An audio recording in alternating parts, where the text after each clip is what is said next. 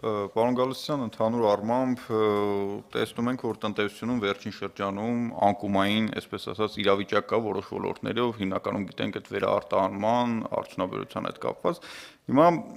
երբ որ նայում ենք, բանկային համակարգի մոտ իրավիճակը լավ է։ Ուզում եմ հասկանալ, թե ընդհանուր սպասումները հետոյի համար ինչպիսին են դառնում, այսինքն մենք կանխատեսումներ ունենք, այս վիճակը շարունակվելու բանկերի համար լավ է լինելու, տնտեսության համար վատ, թե ի վերջո Այդտեղ ոչ թե ես կասեի, որ կան որոշակի անկումներ, ես կասեի աճի տեմպի դանդաղում ընդհանուր տնտեսության տեսանկյունից,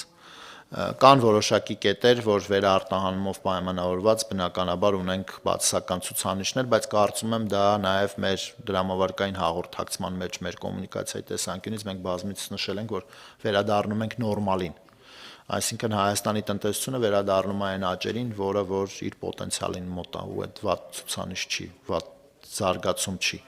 Այդ տեսանկյունից մենք ունենք բանկային համակարգում վարկերի որոշակի աճ, ոնց որ ցույց տվեցինք, որը երկարաժամկետ կամ միջնաժամկետ հատվածում կարծում եմ շարունակվելու են։ Ինչ վերաբերում է ընդհանուր իրավիճակին, որովհետև բանկերի կողմից նաև որոշակի, եթե դուք եկամուտների կառուցվածքը նայեք, այնտեղ ոչ տոկոսային եկամուտների աճ ենք ունեցել, մեր գնահատականներով այդ ոչ տոկոսային եկամուտների աճը առնվազն այս տարվա ընթացքում եւս կպահպանվի, որովհետև գլոբալ անորոշությունների պայմաններում ռուս-ուկրաինական հակամարտություն եւ այլն բնականաբար լինելու են յուրիսդիկցիաներ կամ իրավիճակներ, որտեղ փողը մանագալու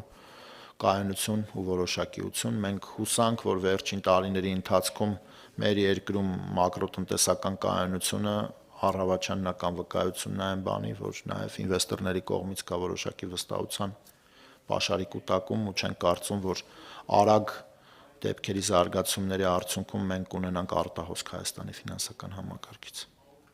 ու նաև փոխարժեքի հետ կապված, ես հիշում եմ 24 թվականից սկսած բոլոր միջազգային կառույցների մոտ, Եվրասիական զարգացման բանկի մոտ որոշակի կանխատեսումներ կային, որ հիմա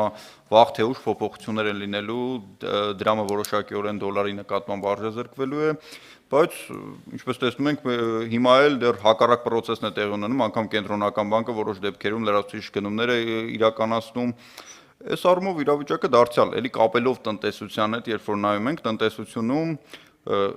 այն գործոնները, որոնք որ նպաստում էին արտարժույթի արժեզրկմանը կամ դոլարի արժեզրկմանը, հիմա ըստ էության դարձյալ դանդաղել են։ Տրանսֆերտների ծավալը իհարկե մեծ է, բայց արտահոսքն էլ փոքր չէ։ Այս առումով ինչ իրավիճակ ունենք։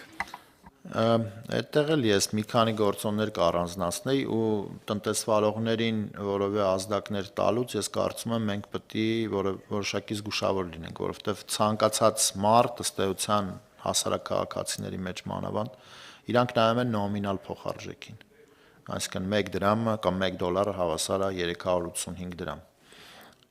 Այնինչ իրականում տնտեսական process-ները ճիշտ հասկանալու տեսանկյունից պետք է նայել իրական արդյունավետ փոխարժեքի վարկագծին, ուտեղ դուք երևի թե հետևում եք, մենք տեսնում ենք, որ ռուսական ռուբլու կտրուկ արժևորումը տեղի ունեցել տարվա ընթացքում, այսինքն նոմինալ առումով որոշակի փոփոխություն կա հայկական դրամ եւ ռուսական ռուբլի փոխարժեքի մեջ 1, երկրորդը մենք տեսնում ենք, որ Ռուսաստանում այնուամենայնիվ գնաճը դեռևս շարունակում է մնալ ավելի բարձր, քան Հայաստանում։ Այդ երկու գործոնների ազդեցության ներքո մենք հասկանում ենք, որ հայկական դրամը ըստ էության որոշակի արժեզրկված վիճակում է ռուսական ռուբլու նկատմամբ, Ռուսաստանը հանդիսանում է մեր հիմնական պարտներներից մեկը տնտեսական։ Նույնը նաև կարելի է դիտարկել եվրոգոտու հետ կապված, եվրոյի հետ փոխարժեքը տարվա սկզբից, եթե ես չեմ սխալվում, 1.04-ից թե 1.05-ից դոլարի նկատմամբ այս պայդրությամբ 1.14 է, այսինքն որոշակի ուժեղացել է, այդ պայմանավորված է նաև աշխարհակահական իրադարձությունների զարգացմամբ, որոշակի կապիտալ ենթադրաբար Ամերիկայի Միացյալ Նահանգներից արտահոսվում է դեպի եվրոգոտի երկրորդ ամենազարգացած ֆինանսական շուկա ունեցող ռեգիոնը։ Ու այդ պարագայում հայկական դրամի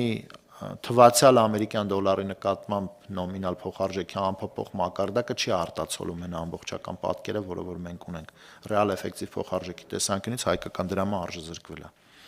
որը որոշակի նաև